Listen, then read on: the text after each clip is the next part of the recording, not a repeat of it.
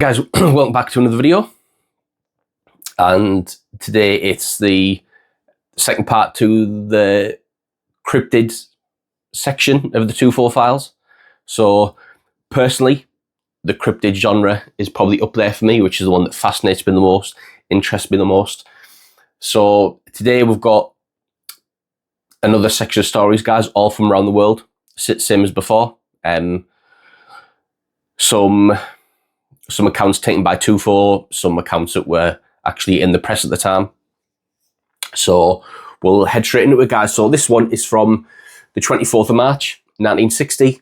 And this one says, another sea serpent. So this is a newspaper article, guys. One trouble with sea serpents is the lack of physical evidence that they really exist. All kinds of eyewitness reports come in, but when the remains of something washed up on shore, it always turns out to be something else. Nonetheless, Everett Wilson, 54, barber, and William Henderson, 58, a retired logger of British Columbia, swear to these facts. They were trolling in 13 fathoms of water about 9 AM on March 24th, just north of Graves Point at Crofton, British Columbia. So we're in Canada, guys. Wilson was on the stern looking at the lines when he noticed what seemed to be a log bleached white. But after watching it for a while, he became convinced it was alive. There was a wash from the object, as though it were weaving through the water. As they drew closer, it appeared to have humps, as though it were rolling over. They watched the creature for 3 or 4 minutes. The body was yellowish white, but the head was brown, said Wilson. You could see its dark eyes and mouth. Then it put its head into the water and sank down and was gone. So the one thing with the sea serpents is, guys, I won't say all, a lot of them always seem to have humps. That seems to be a common theme. So you'll get Loch Ness Monster, I would say the most famous the most famous water-based monster in the world, I would say. There's always reports of that having humps. You've got this one that has humps. You have a lot of lake monsters that always get reported to have humps on the back. And I suppose it falls into a lot of what we were saying in the previous videos on the TUFO files. It was back in the day, in the 50s and 60s, it was flying saucers, cigar-shaped. This, though, guys, doesn't seem to have changed through the past 5 decades. It's still constantly reported that these sea serpents or these lake monsters have humps and bumps. This one does sound a lot like the Loch Ness Monster to me from the various reports we've had over the years. So let me know what you think about that one, guys. Out of all the cryptids, the sea ones and the lake ones are my favourite personally. That's what I love reading about.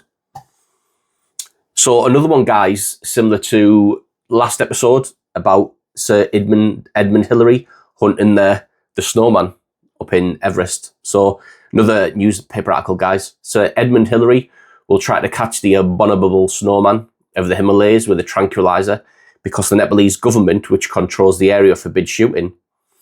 The expedition will carry hypodermic guns. It was announced by Mr. Bailey Howard, a US publisher who said in Chicago that he was willing to put up $200,000 for the expedition, which was a lot of money back then, guys, wasn't it? Back in 59. Howard said Sir Edmund was convinced that the snowman was more than a myth. We still do not know whether we are searching for an animal or a man, Howard added. Sir Edmund said he wanted to take a 40-man party up to almost 28,000 feet up to Mount Makalu to hunt the snowman without carrying oxygen. Hillary wants to prove that men can do strenuous work even after living for months at an altitude of 17 to 20,000 feet. Howard said Peter and Brian Byrne, members of the US Abominable Snowman Expedition, which has returned to Kathmandu, said that they have brought back a skin which Tibetans claim is that of a snowman. The skin, 48 inches long and 38 inches wide, has very long soft hair of patched colour and resembles the skin of a young bear. I can remember, guys, Channel 4 did a documentary a while back now, and they went 3 places over the world. Obviously, they went to America, they went to the Himalayas, and I think they went to Russia as well to try and get DNA samples of hair samples that people alleged were Bigfoot or Yeti or the snowman.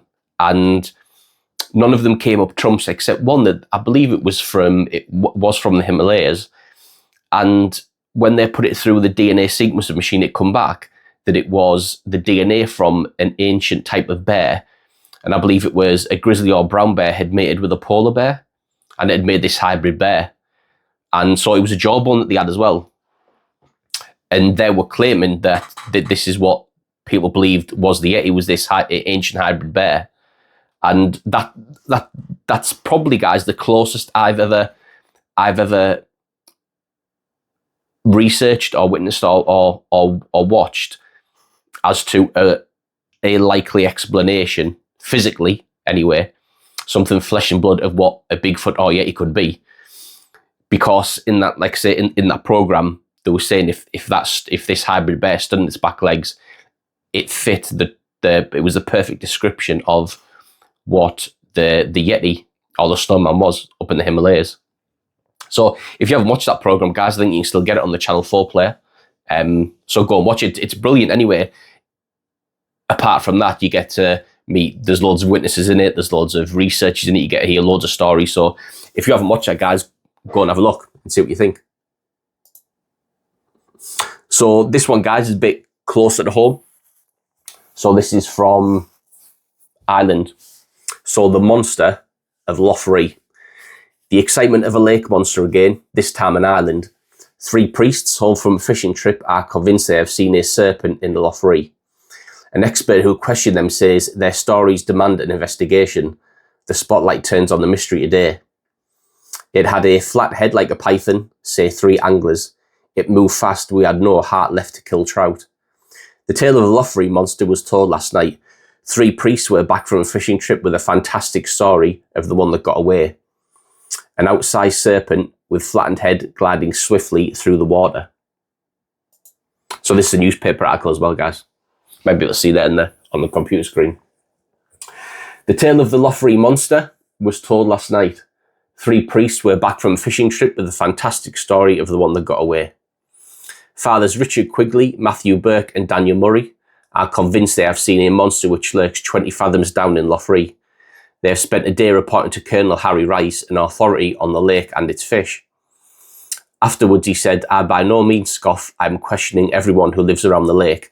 Perhaps someone else has seen this monster and thinks that if he speaks, he will be laughed at. The priests had gone on holiday for the mayfly fishing. The time was 9:30 p.m, dusk was falling, all was still.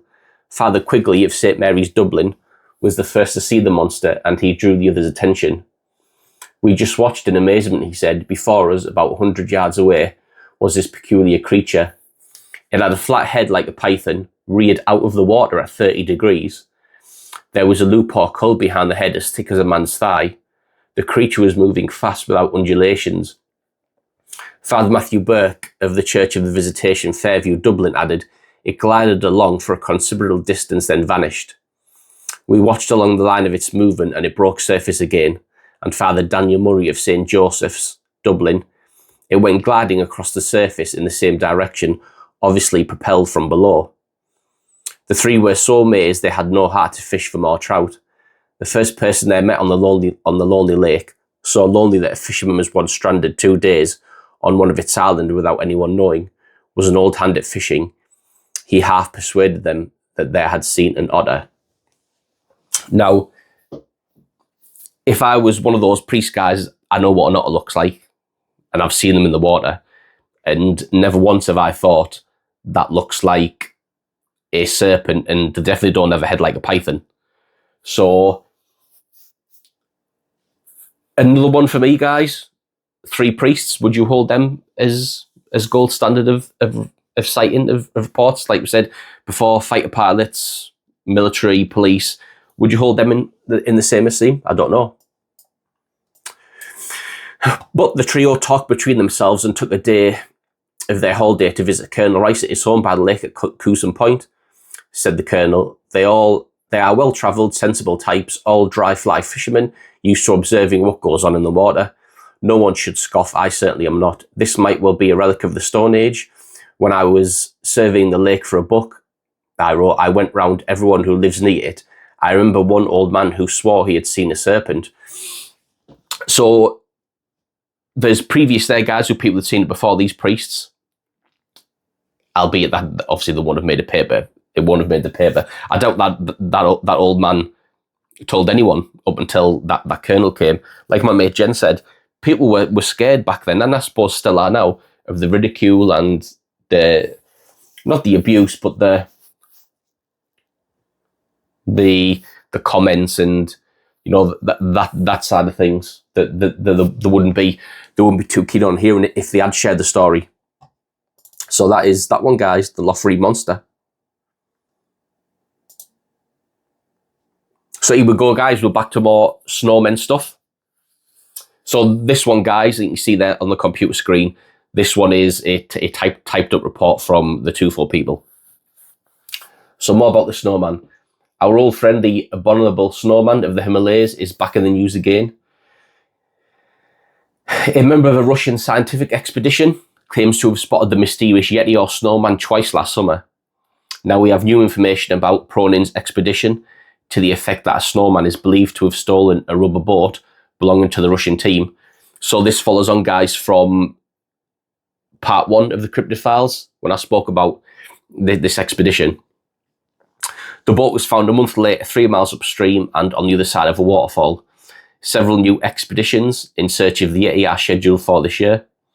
A Russian team will return to the area, and 2 American expeditions, as well as 1 British group, are expected to join in the hunt.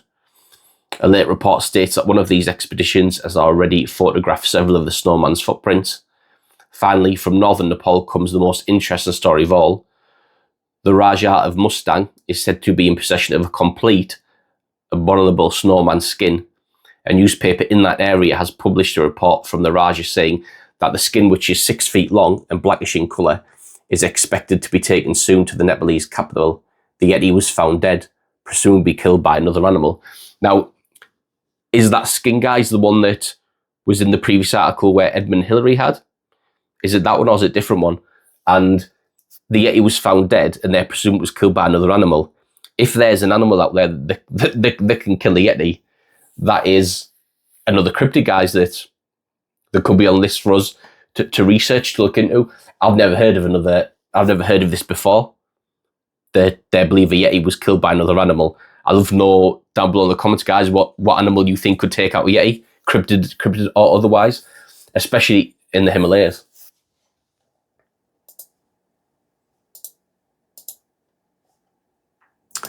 So the next one, guys, is just a strange one. There's nothing too much about this. So July 1958, strange fish found. 2 Welsh fishermen from Abersoch, Wales, called in scientific help to identify a 20-pound fish with 2 short legs and tiny webbed feet. The fish was 4 feet long. Its legs were about 8 inches long, extended from its hind fins. And I've just put that one in there, guys, for just a little bit of fun. Who knows what that was? And to finish off this episode, guys, we have got in the Northern Echo, 29th of January 1960, jungle ghost hunt.